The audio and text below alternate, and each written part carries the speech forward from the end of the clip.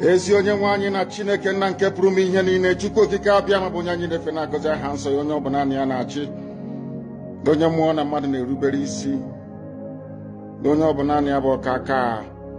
Ụbọchị ndị ka anyị na-etuga eze ebube dị ngọzi, mmalite na ọgwụgwụ. Ndị gboo wee tụọ oge ebighị ebi, onye nwe m, ụmụ gị wee gbakọọ n'ụwa niile iwe nara ozi ọma nke gị onwe gị n'ezi ha site n'ọnụ mmadụ dị ndụ na nke ebere dị ngọzi. Anyị wee na-asị na onweghị ihe ọbụla nke anyị onwe anyị bụ n'ihi na ọ bụ anụkpa ahụ sọsọ ka mmadụ dị ndụ bụ. Ofu ụbọchị anyị ga-anwụ, maka na okwu nsọ gị na-adịgị ma ruo mgbe ebighị ebi, n'ihi na okwu gị niile ga-abịarịrị na mmezu. Ọbịa nwere Biafra ga-eji wee bịa na mgbe nke anyị. Anyị wee na-akpọkụ wee na-arịọ gị na-asị, lekwa ude nke anyị na-asụ n'akwa nke anyị na-ebe ka o metụta gị n'obi. Onye nwe m na Chineke nna nke igwe, biko dịka isi wee napụta ụmụ gị n'ọbụ n'Ijipt si otu ọgbe wezuga ụmụ gị bụ ndị Biafra mgbodo ekwensu bụ zuu nke mmadụ dị ndụ kere. Anyị wee na-aja gị mma, na-asị gị n'ime ọnọdụ anyị na anyị ga-ekele ha nsọ gị, wee nye gị nsọpụrụ ụtọ na ịja mma mgbe niile, n'ihi na anyị enweghị chi ọzọ ewezuga gị. Anyị onwe anyị anaghị efe arụsị. Ọbịa mere iji wee na-agọzi nsọmụkwụ anyị niile. Ọbịa mere IPOB ji wee gbaa mgbọrọgwụ n'ụwa niile. Anyị anaghị atụ egwu mmadụ dị ndụ. Anyị wee na-eto gị eze ebube dị ngọzi, sị gị biko gbatara anyị ọsọ enyemaka. Ọ bụ naanị gị bụ onye anyị na-efe nwanyị bụ isi ala nye, ka i wee napụta ndị gị n'ọbụ nke ekwensu. Anyị wee na-enye gị ofe na nsọpụrụ na ịja mma, na-asị lekwa ka ndị iro anyị niile ka kasị wee baa ha ọnụ, ha wee daa hapụghị ikonye ọzọ. Obodo ekwensu bụ zu ala ọkwa n'ihi eze ebube dị ngọzi. Anya ọnwa anyị bụ ụmụ gị wee na-akpọkọ ha nsọ gị, na-asị na enweghị chi ọzọ ewezuga gị. Anyị wee na-aja gị mma, wee na-eto gị, na-asị onye kere ihe niile kere eke, mana nwere onye kere na otuto niile na nsọpụrụ niile na ịja mma niile site n'ebighị ebi, mara ebi ka a na-arịọ gị. Ise. Good morning and welcome to this very morning program.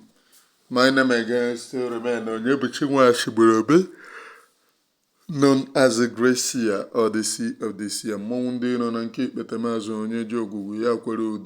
And I have brought to you nothing but the undiluted truth. Just hit the like button and share.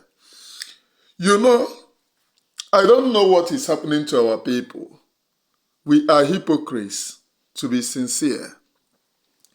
Did you know that there are people in Biafra land and there are people who operate from Lagos to Biafra who are insulting Mazi Simon Ekpa, but we did nothing. We did nothing. But we all reacted on Nnabugu. Nnabugu. It's good that we react so that they will see how resilient that we are. But what about herKesh Orsun? The idiot is in Lagos. I want to know anybody who knows the whereabouts of this guy should communicate to me. We are not going to threaten anybody and we are not going to kill anybody. But we are going to protest. That is our right. Civil protest.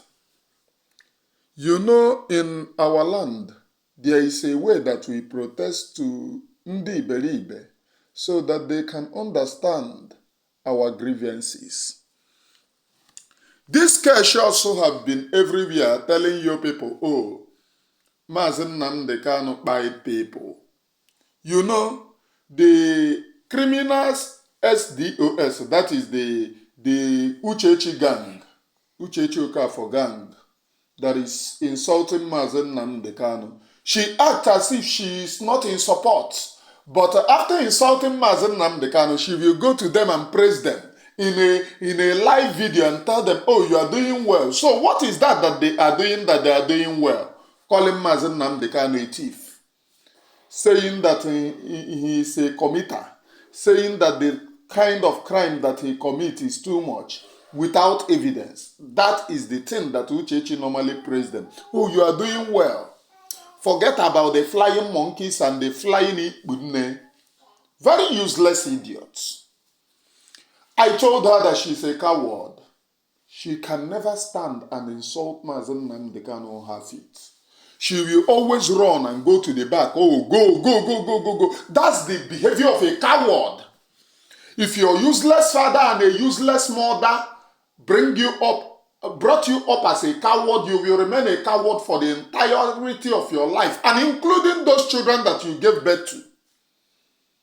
Or do you want to claim you give birth to Mazi Nnamdi Kanu and you are insulting Mazi Nnamdi Kanu? You claim those children. You are taking those children to those who insult Mazi Nnamdi Kanu. No, nah. Those are not the Mazi Nnamdi Kanu first children. Mazi Nnamdi Kanu have children already. So those ones will be as useless as you are. Go and mark it. Say that I told you. In Ala Igbo, let me tell you people the facts. In Ala Igbo, when a woman, a very useless woman at that, could cheer your children, trying to cajole you, those children, the father lays curse on them. And in this time, Mazi Nnamdi Kanu is my own personal God and Savior. I know that Christians have problem with this, but Christians behave like Muslims as well. They always have problem with your personal life. They take it, oh, don't, you're a stupid man. That is the behavior of a jihadist. That is a behavior of a jihadist. If you give Christians opportunity, they will turn a suicide bombers. That's my own. You know, I have problem with how they behave. There is a place here. There is a place here. They have a shrine.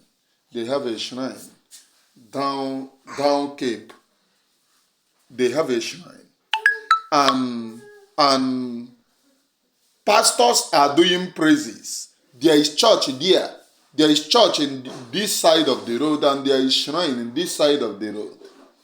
Did you know that pastors are doing praises? They left their church and crossed to shrine, that they have many many people that comes to their crusade. They left their church and crossed to the shrine, and then use their they call it anointed water. Use their mmiri ha kutere n'oshimiri and start sprinkling on the shrine that is there. Ndị be anyị ọhụ iche okwu. What does Bible tell you about trespassing? But if onye shrine wants to cross to your church, now for what? This is a church. They want to invade our church, this and that. That is to tell you that these very people are terrorists. Terror. That's how I see them. I see them with the eyes I Njelendi Shiala. That's number one. Take it from me. I am Washibrobi, please. I am Washibrobi. Let us go back to the program that brought us. So these idiots, herKesh Orsun, have been everywhere. But there is a video of herKesh that he brought out that I want to use to rubbish him. herKesh have brought a video to show you people evidence that we are buying people, that Ndi Igbo, Biafrans are buying people, and I want you to watch this very video of herKesh. Let us analyze it, please. Okay, Makandi, show us evidence. Those of you who has been asking herKesh to give you evidence for what I'll be saying about Mr. Chigozie. Okay, if you want to ask her about Nneakwuna Makana age 2000 head really console, then obone maneno benono Nnamdi Kanu, then ibu a baby na ihe gbasatara this agitation ha na-eme. Agitation iberibe fa na-eme. Emane ebu baby n'ime, so you go one side okwu eru na mụ na gị. But obone about it, I'm on so many of you about it when Nnamdi Kanu requested for 2000 head. I'm about it. He requested 2000 head to bury Ikonso, yes. And 2000 head or Mishigi Yabanimia. Let me tell you people, in case you know these very people are crafty, they change things easily. Ikonso was murdered.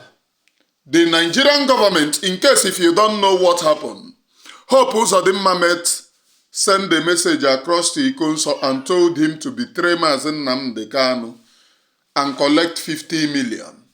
50 million is what they want to offer Ikonso, and Ikonso rejected the 50 million. They told Ikonso that he will also become the leader of Ebubago in Imo State, the head, overall head of Ebubago.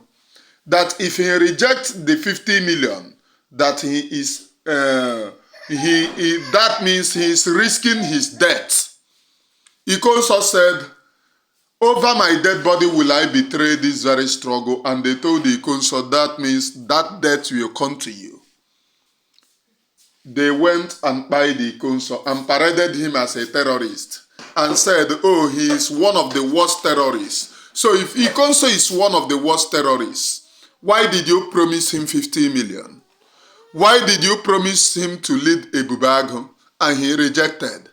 One of the worst terrorists is the one that you promised 50 million, he rejected. Promised him to lead Ebubago, he rejected. So you went to kill him. Which makes it that it is, you murdered Ikonso because Ikonso rejected you. Is that not so? It is a murder. And Mazi Nnamdi Kanu said that those people who buy the Ikonso, their heads, over 2,000 of their heads will be buried. So if a terrorist buy somebody now, and I say over 2,000 of their heads will be buried, and people have problem with it, why? I support it 100%. Over 2,000 heads of those who buy the Ikonso, those who murder the Ikonso, will be buried with Ikonso, and it have not ended. It have not ended. Let me tell you people about what you people don't know. As Islam act, they have one agenda. If that thing is in their book is what they follow, that is how Biafrans act. That thing that Mazi Nnamdi Kanu have said is what we will follow. That's as simple as ABCD. So you don't know that. Have you not been going from one pillar to post to fight men on the ground? Have you been able? In Orsun, oh, we have designated them. But you are, only yesterday, you make a video again. Oh, those boys are burying bomb in Orsun again. But you have designated them. How long will you have designate them in Orsun? So you don't know that we will set a hole, we will drag you people down in Orsun and all of you go by. If you like, make a video and shout, oh, innocent people are being by. That is war-torn zone. I don't support violence, please, but self-defense, I support self-defense. It is the right of the people. I do not agitate for violence here, please. I am talking about the people, innocent people being pied by the Nigerian-backed terrorist on uniform. And we must say it explicitly to avoid those saying, oh, look at how he is openly supporting terrorism, this and that. I do not support terrorism here. So if Nigeria back, if you want to know, the Nigeria is named a country of particular concern, a state-sponsored terror. They shifted 150 million to America, and that 150 million to lobby. Yesterday, Trump was thanking them for their fight against terrorism. Because of 150 million, I told you people, a white man is corrupt. Trump is very corrupt. A white man is corrupt to the core. Have you people seen that 150 million is working? Yesterday, Trump thanked them for, oh, they are fighting very well in order to ensure that Christians are being protected. Or Nigerian Nkane were Boko Haram eti in the army. Nkane bu generals. Boko Haram bu generals. And they will not fight. But let's say one stupid soldier die in Biafra land. You will see them. They will bring all their arsenals. And you will see an Igbo man talking rubbish. Don't you know, when you kill a soldier, don't you know that that is how they behave? But that useless Igbo man will not ask them, why don't they behave like that in the north?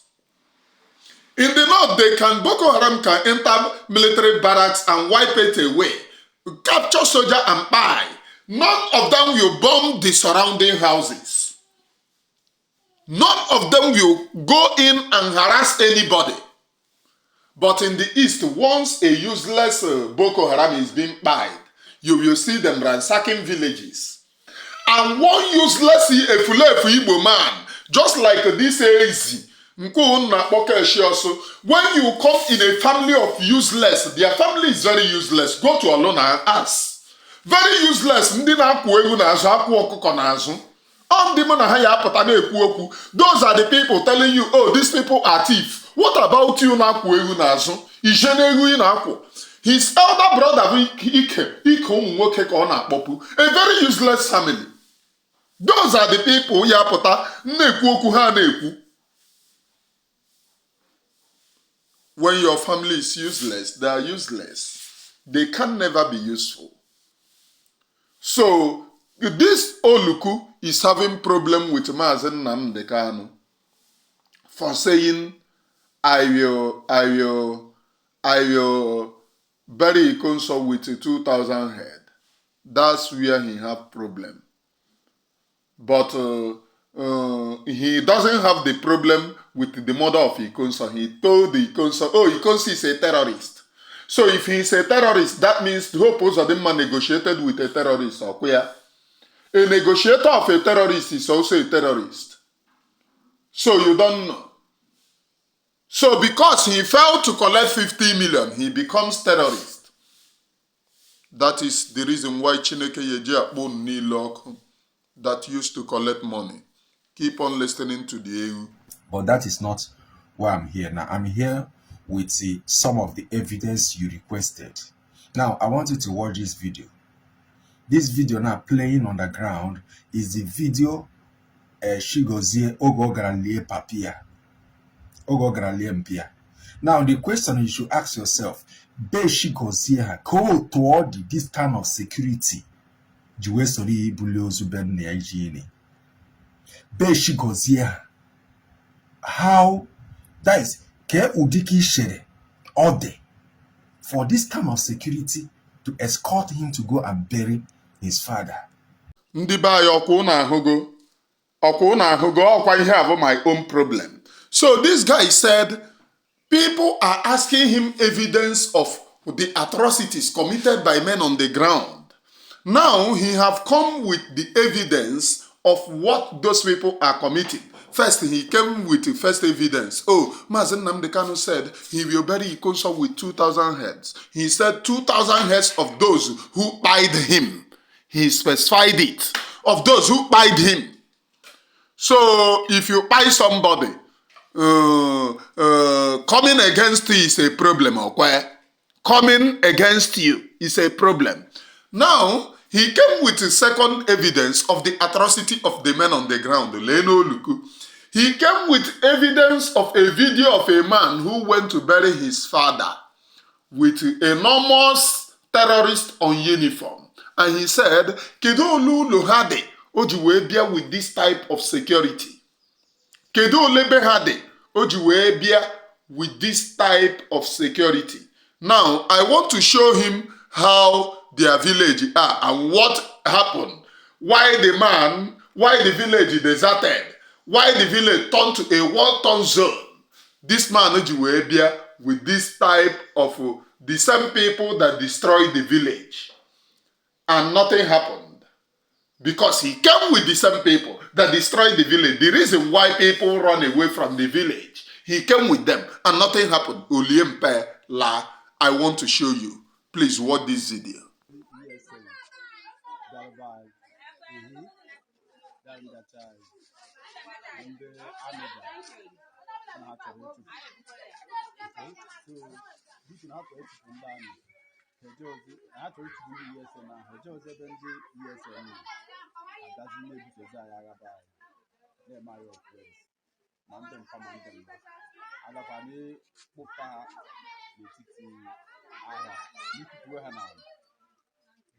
Understand? Okay. Look na why. Look na why.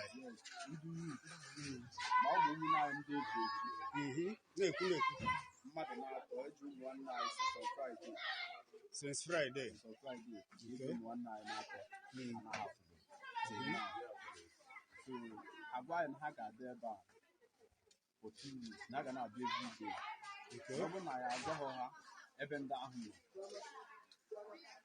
Now, how you say it's our village on fire? Okay. How about 4 buildings up? Now, bonus. I have bonus. Bunker. Okay. the last time ha bịara ha agbagbo 4 days with ọkụ so ha gwara anyị time na ha bịa ọzọ na ọ bụrụ na ha egosiri anyị ebe ndị ọ na-egosi ebe ndị ahụ nọ ha ga-agbaba anyị niile Kesh nwanne onye ọkpọpụ ike Kesh ọkwụ ewu n'azụ. I hope that you have seen this evidence. This is the people that rubbish that village, which you are bringing evidence. Oh, somebody somebody went to bury his father and came with how many thousands of security. Now, if you watch this very village, you will see motor. They are loading to move and the village will be empty. The same way, the people of Olo loaded and moved away from their village. The village became empty. What are they saying? These Sahara reporters interviewing them. They said that the Nigerian military said that they are going to fight Eastern Security Network, and they did not go where Eastern Security Network are. They went to the village and started burning the village. They killed about 4 people. They took away many people from the village and said to them, if you did not tell us where those men on the ground are, we will destroy the entire village. So the village now are now military. The village now are now informant. And for them to become informant, for them to become sabo, they need to destroy, the Nigerian army need to destroy and kill them. What is the difference between Nigerian army and terrorists? Is there anything difference? Terrorists enter village, terrorize village, ransack village, make it to be empty.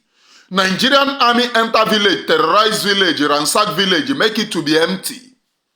Terrorists kill people in village. Nigerian army enter village, kill people. Terrorists too, even terrorists own is better because they don't bomb the village, they burn it. But Nigerian army will bomb the village and later burn it. So, what is the difference? In a with evidence, Madagali and Donya Abdela with security. All these very people, Nigeria Garagame assemble to talk rubbish. Ishade Hamma. And Kesh also, you will forever run. I'm telling you the fact. You will forever run. Hey! I am just imagining something. Because you people don't know what is happening in this very freedom. Some of you don't know. I'm just imagining. But Kana Ganubi Kajinaka. Let us move, please. Watch him. It means that this village is not safe for this kind of number of security. Just look at the convoy. Look at the convoy. More than 50 vehicles. Then ask yourself, can you name at that village? Then this kind of security is now. No problem. You watch the video that I showed you, right? When Nigerian army started bombing villages, what they are drawing is it not those boys out. Those boys are not there to bomb village. They are not there destroying village. They haven't burned down the village. But Nigerian army said they are coming to rescue the people. Those people that comes to rescue the people are the people that killed 4 of them. Jidendo Kenya village, 3 people and then arrested them. 3 Okenye and then arrested them. Is it arrest? Kidnap them. Take them away from the village. Burn the village and bomb the village. And somebody is asking you, what is happening? That type of terrorist security.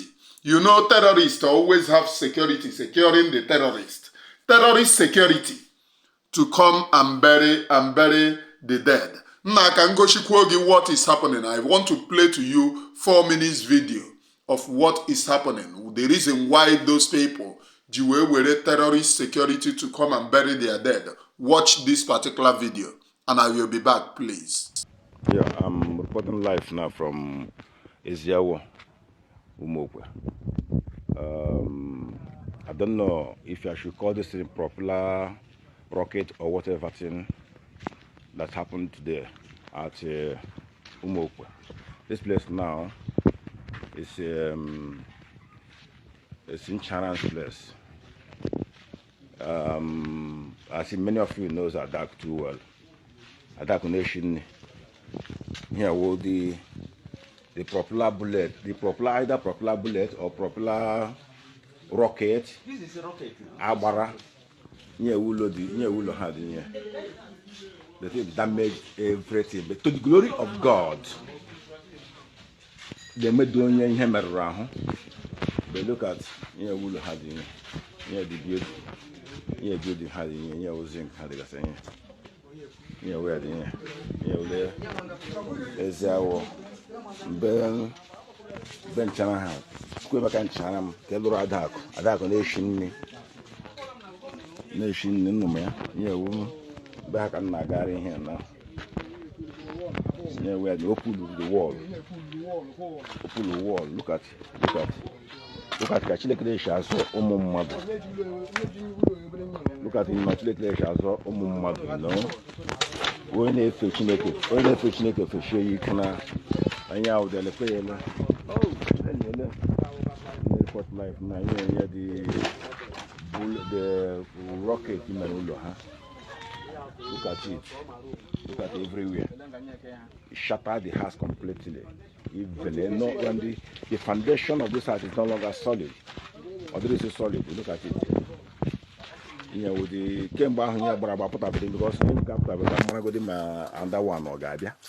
My under one, I better. First one, about second one was okay. But I but half of but I within first one piano. Okay, so first one not piano 4 seconds. Came maybe through now piano. Piazza the house completely. Yeah, glasses. Eba meto can we lo meto go there self. So ebo meto was even there. Every here na here will had here. So my third one okay bara mlishi. Chileke mara because I know answer na be ka mba mra ebo mre. Third one na ha pia. Piazie nyo pia o pia na chukwe mebere. Ehulata mala.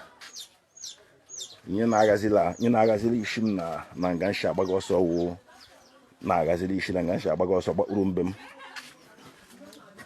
So yeah, dear. Yeah, Leziawo can hear me. Leziawo can hear me. This is it. You know, people. Now watch. Yeah, we're letting. I would like here. I cannot say law bomb because it's all law bomb. Oga emiala. Oga budhulu me. Oga opunala. I can ji. Ne feel like here go low propeller rocket cabranya rocket piananya because all look up here near the house chineke mara no one no be here we do here chineke mara mo don yogburu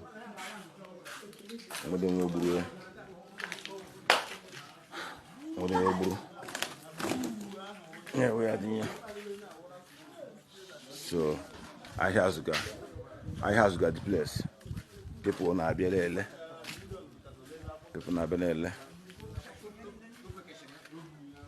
Yeah, we are there.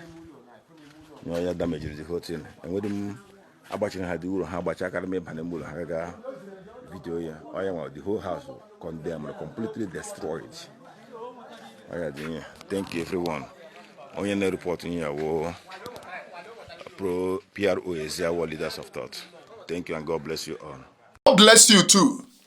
Keshi, this is the reason why that village deserted. They bombed and shattered people's building, and people have nothing in order to run away. This is it. Nigerian army. This is the first class. The people, in case tomorrow because you people are good at changing the narrative. Oh, look at the criminal Umuoshi. They have destroyed people's building. This building, they destroyed it. This building. After Nigerian army finished bombing them, they will employ idiots like you to come and say, oh, Umuoshi destroyed building. To come and say Umuoshi destroyed people's livelihood. Because you do not have job. Iwete one evidence. Evidence one ka nyegoro gi. And when the evidence he present go what those people are doing, you are saying, oh, can the reason why ndaji we were security get buried their papa? And I have given you the reason. You have not provided any evidence. Kaina agakwa. One. Now, for Nde Asikpa na nke mere nke aga. This is Chigozie. Ebe ọ na-awụ ya aja n'ili mpia. This is Chigozie. Ebe ọ na-awụ ya aja n'ili mpia. Now, I will show you the his father's compound. His father's house that was set ablaze. I'm not talking about his own now. If he permits me to do that, I will do that. But for now, this is his father's house that was set ablaze by the Eastern Security Network, BLA. I used to tell you people there is no difference between these two people. It's just to create confusion and to commit more havoc in Igbo land. That is why they were created. Okay? It's still the same people. It's still the same people. So, these are the house they set ablaze. Look at it. I will leave this one to play so that you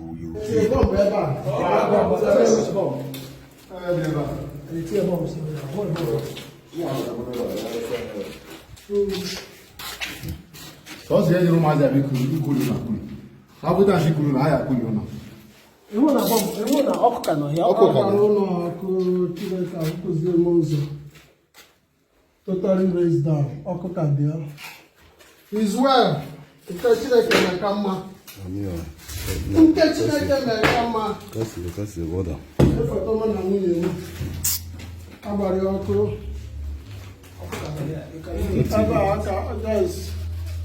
That is well. Hope you saw the Shinedu. I'm not going to play the video. I know the type of evidence I need. Some people to be captured. That those boys know how about this and these people. Have you people, have they shown you evidence of those boys burning any building? No, but we have evidences, countless of evidences of Nigerian military burning homes. Okay, countless of evidences of Nigerian military burning people's homes, burning people's property, burning people's houses. Countless of evidences everywhere. This one, they showed you people with a gun. The same Sabo inside the room saying, oh, Chineke kama Chineke they want to rape. And imagine a Sabo agitating Namarulo a Sabo Oku. This guy told us the genesis, the reason why they set his own house ablaze. You know, when he started this Sabo, he told us, oh, the reason why he was against those voices that they came to buy him, they bought his house. Only yesterday, he made a confession. Why on TikTok with Metusela? He said that when they formed Eastern Security Network newly, that he had a problem with individuals carrying guns. So he started reporting them to security agencies, and they were capturing that he helped security agencies in capturing many of their commanders.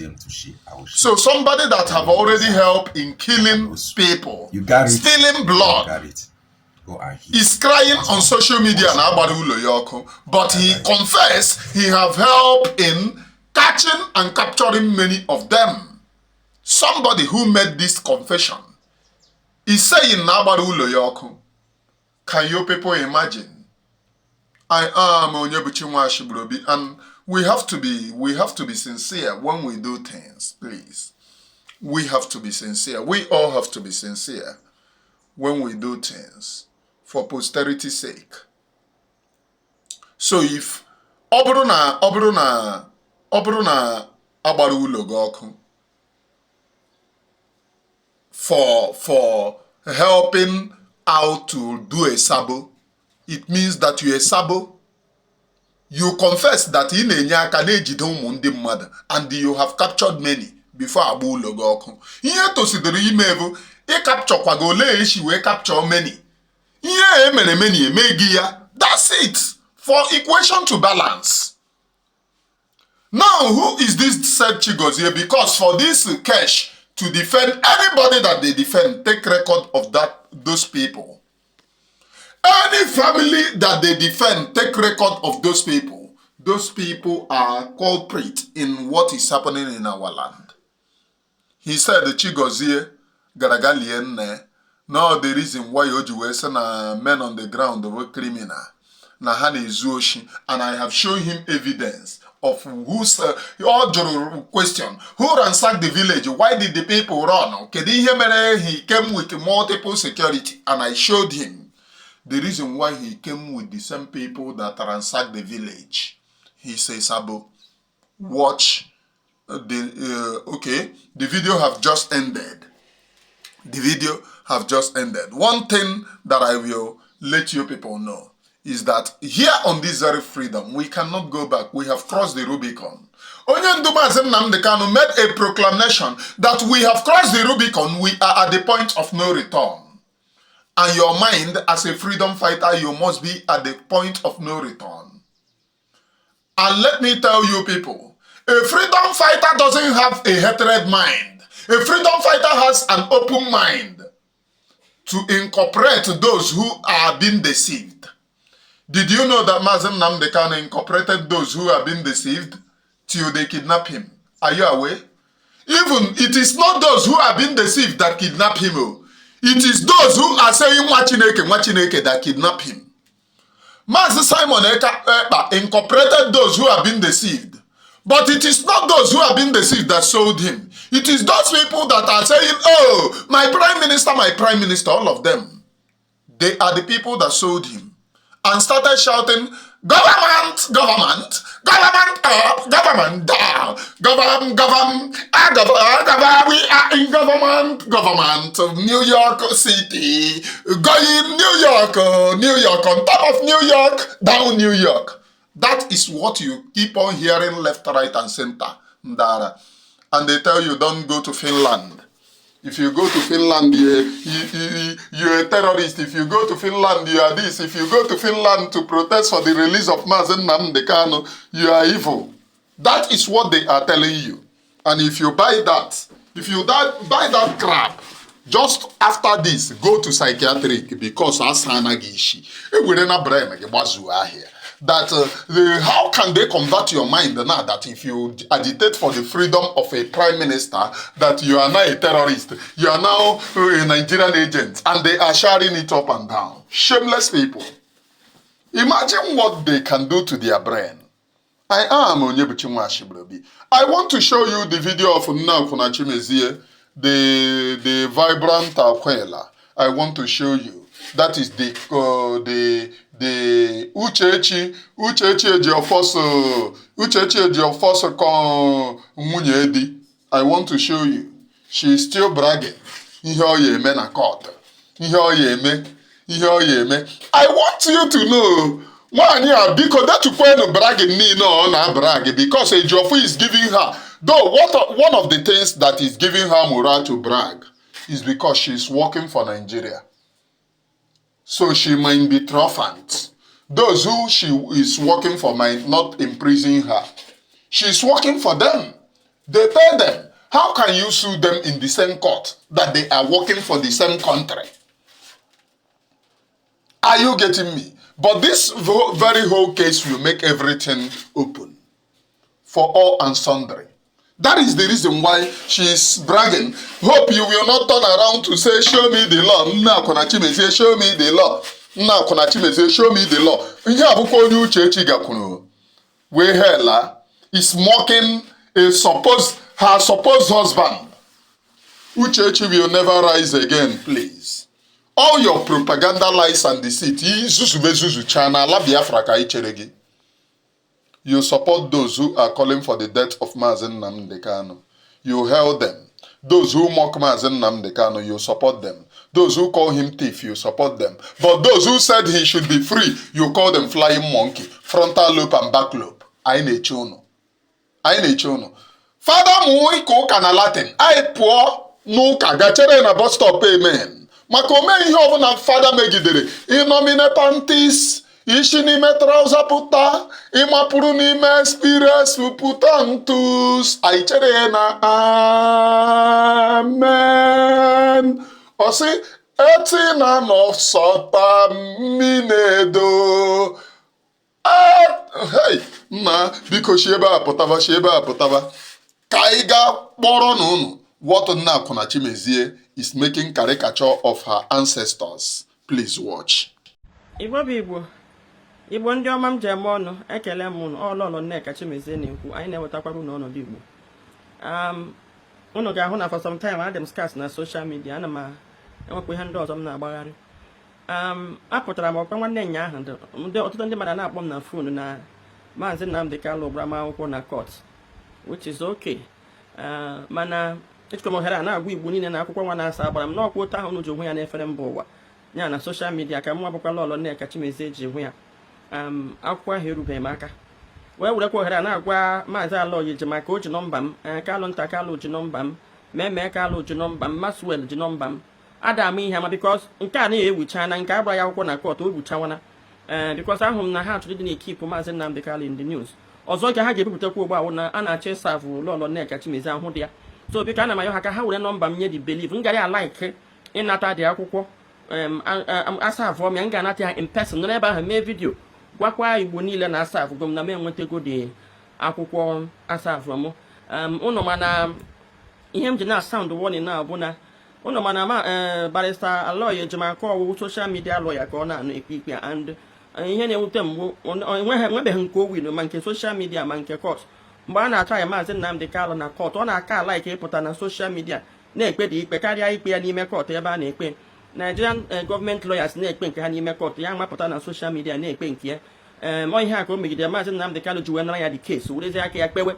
So Maazị Nnamdi Kanu na-adọ isi onwe ya n'ime court, Aloyi ejimaka na ndị otu ya a na-ekpe nke ha na social media. Ụnụ hụ na otenye bụ ikpe chi wee ga eventually oluzo wofuli oluzo mana court luzokwe mana social media. What is this? This court case have humbled the idiots.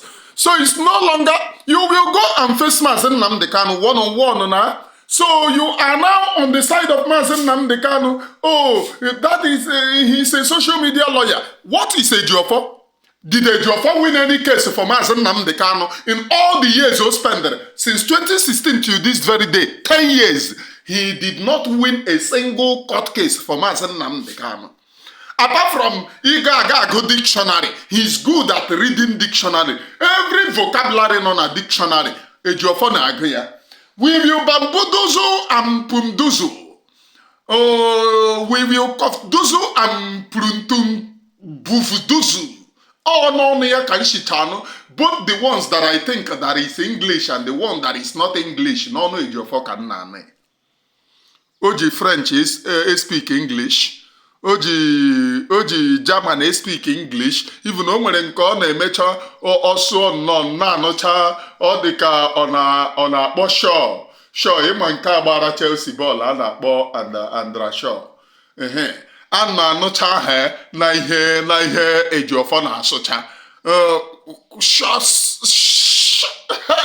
Oyibo karịrị. Ọ ga-ya agụcha newspaper. Ọgụ ya agụcha dictionary. Ọrụ the day of court. Ọma nsụkwara chief judge n'ime mana court end ya pụtaruo. John the press, press, are you waiting for me? We kofduzu and bomduzu the court and kranduzu and lufduzu the court. The way he's lufduzeling the court and kranduzeling the court, he won nothing. In fact, the day that he went to court with hearsay that he was even disgraced inside court, he kofduzu and lufduzu the court on media. So, Kedonye bụ social media lawyer. I am asking you this, Eru. Oh, you know, a lawyer Jamaica one case.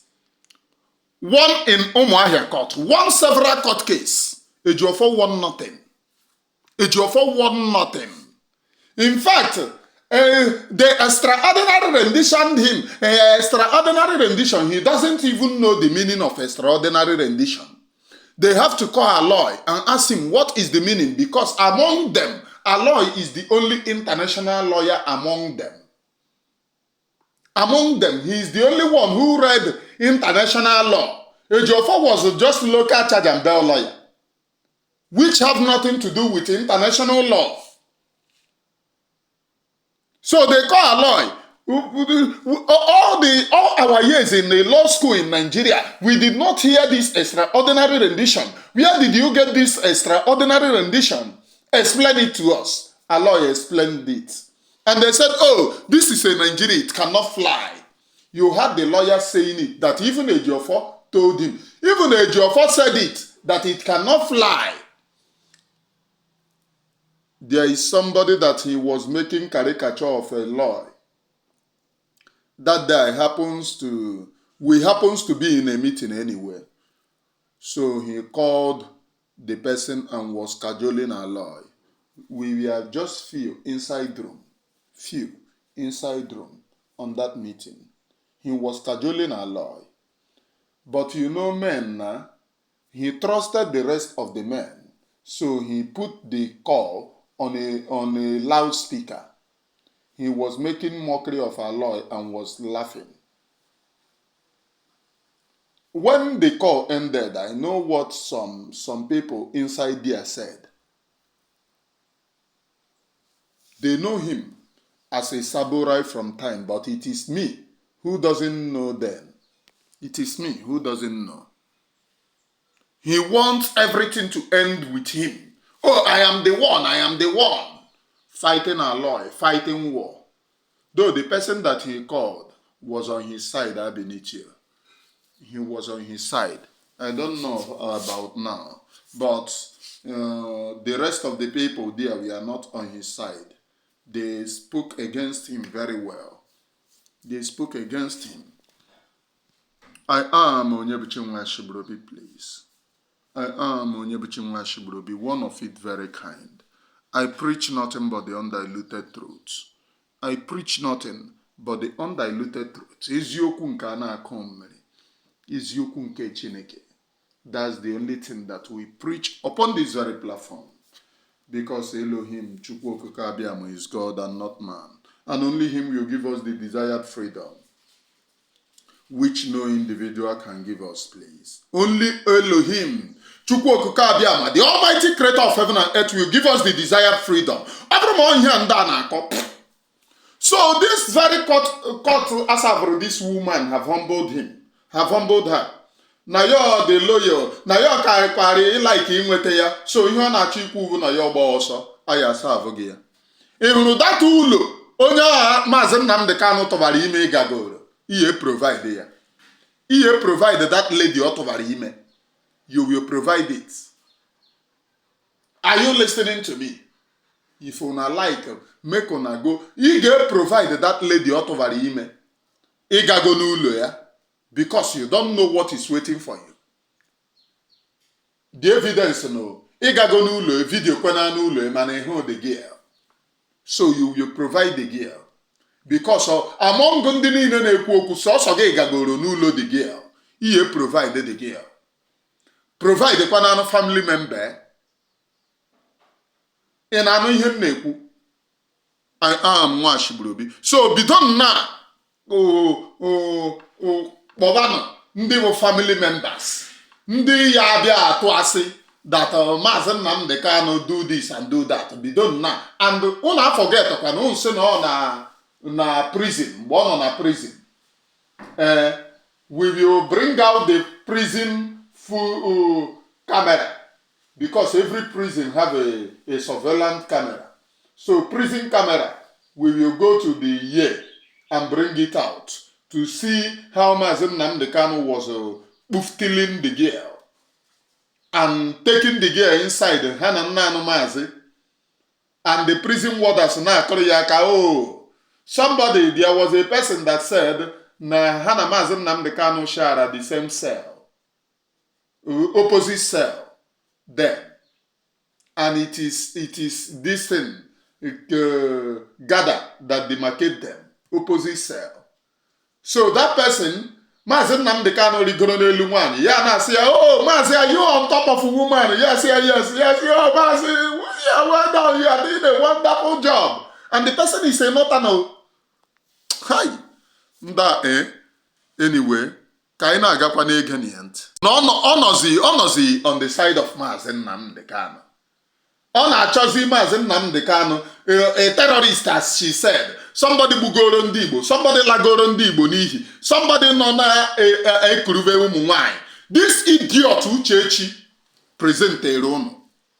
Uchechi Okaf, Uchechi Ejiofor, that is the concubine of Ejiofor, the charge and bail lawyer, who never won any case.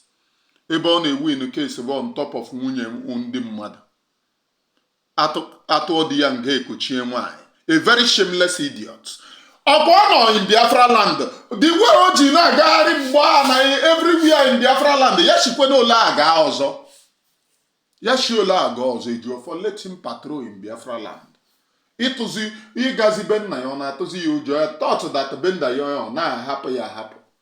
Ọ na-atụzi ya ụjọ. Let him patrol. Ndara. The same Ejiofor who told us that Nayo na-eweta information from Nigerian government in order to quote the next people aya egbu na asịsị Mazi Nnamdi Kanu na ọya nwa na-egbu. Did you not tell us? Did you not tell us na nge nwa na pinpoint Sabo? Na nge nwa na leak their information? You told us in Anam. Very useless idiots. Na nge nwa na pinpoint ndị a na-egbu n'ala Igbo. And you are the person to defend, yes, that we did not do it. Ejiofor, you said all of those nonsense in Anam. Today you are, oh, Mazi Nnamdi Kanu rendered ala Igbo useless. Chineke kpọọ that your idiot ọkụ. I do not blame you. A very stupid and backward woman called Uchechi, a very demented woman. Nke ike ya sawara asawa ikere mbo color. And shame will forever be upon Uchechi and her generation, even her offspring. I lay curse on them until she change. Oh, you people wants to tell me, oh, she gave birth for Mazi Nnamdi Kanu only to support those who will buy Mazi Nnamdi Kanu. She should go to hell with whatever she have given birth to. Mazi Nnamdi Kanu have a diokpara, and Uchechi abụghị ya nwa the first. And I am the kind of bad blood woman those nwa mgbe ebu ha n'afọ. So everything that she have brought should be forgotten. I am the one that is telling you. In case if you don't know how to, if you fight with emotion, you will end up with emotion. Fight very strong. And you will win, because those who hated their life, you gain it. And those who loved their life, you lose it. And I don't care. Have I not lost everything? The only thing that is Nwashiborobi is known very good is shouting on this very platform.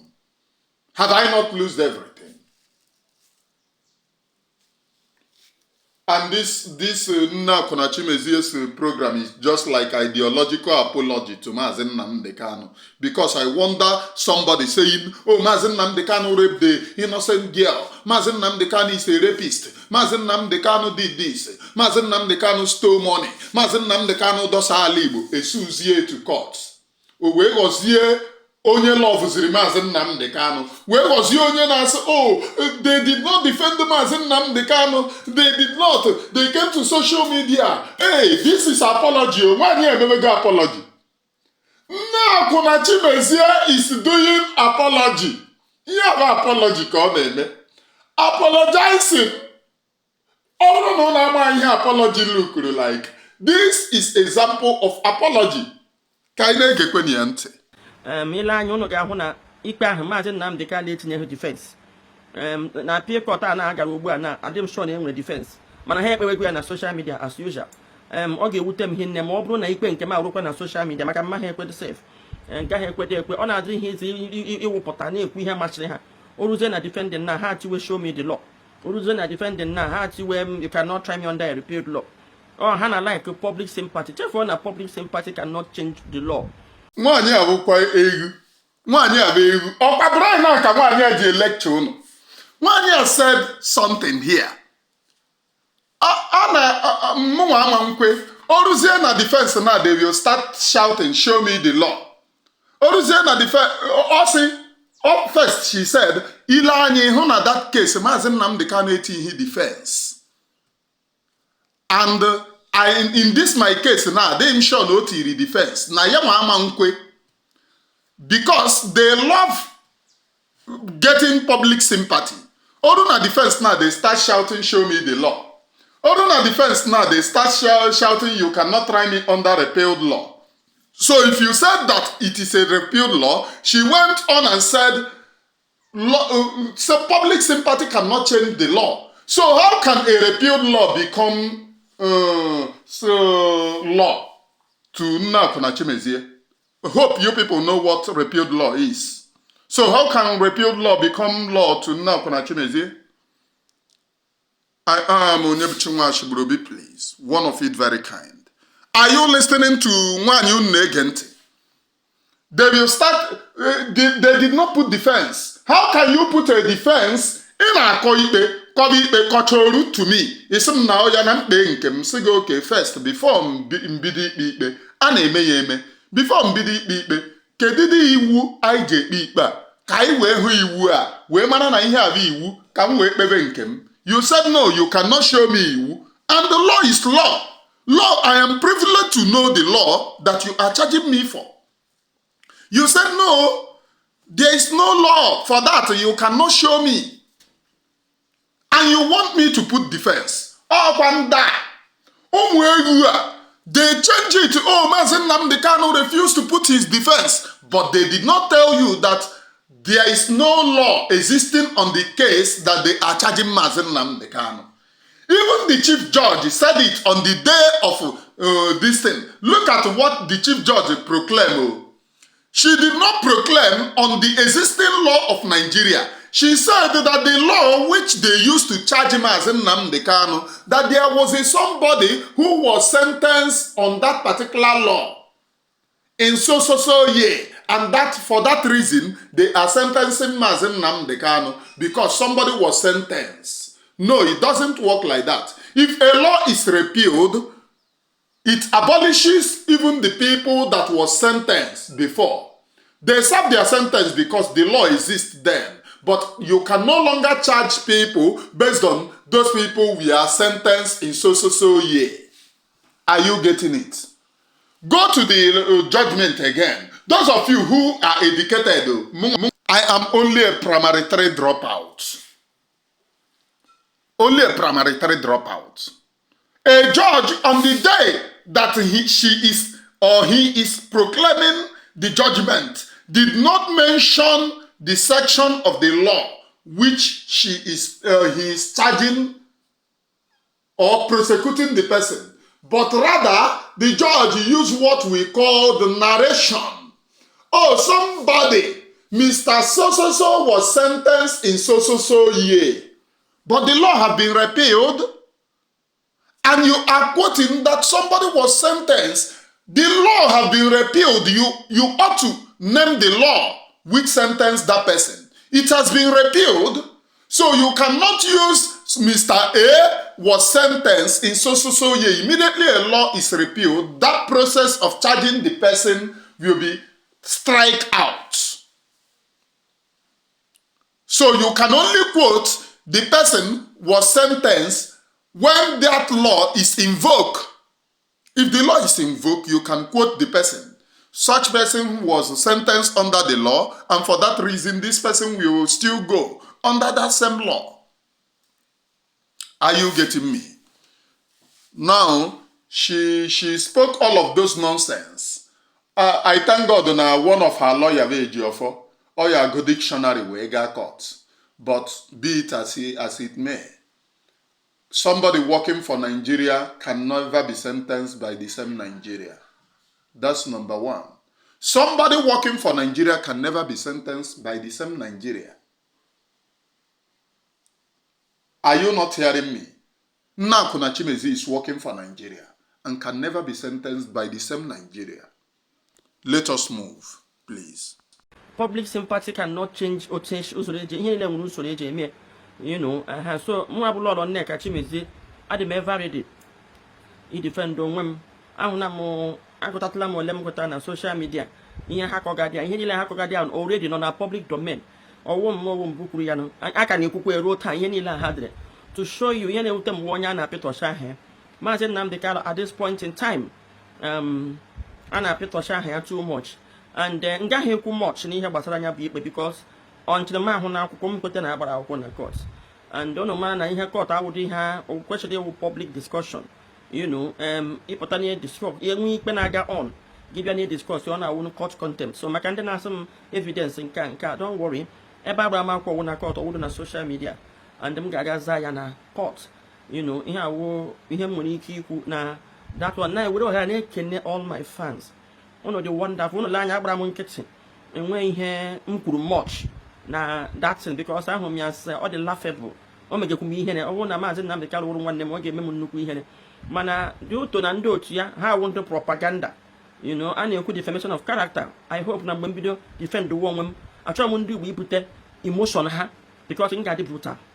I will defend myself and I will be brutal about it and I hope na ndị Igbo ga-ebunwu ya maka ndị ga-apụtazi ugbu a na weta emotion chịwa gị ka hapụ nke because already enwego ndị na-akpọ m na phone sị m ka ngwanịka si ya ndị otu ha damanshi Sokoto na-edere m ihe nwa na odere m ka ejikwa emezie ewe ya nwayọ. Ana m ajụ na ọwụ na agịdị m aga na court defend ma ọwụ na ha gbara akwụkwọ nwa na-ekenesi all my fans, na-ekene ụmụnne anyị ndị nọ n'ụwa niile ha ma ndị m na-ekwu otu ha ji wee pụta pụrụ wee defend ya, na-ekenekwa Igbo niile ka unu ji wee na-enye aka.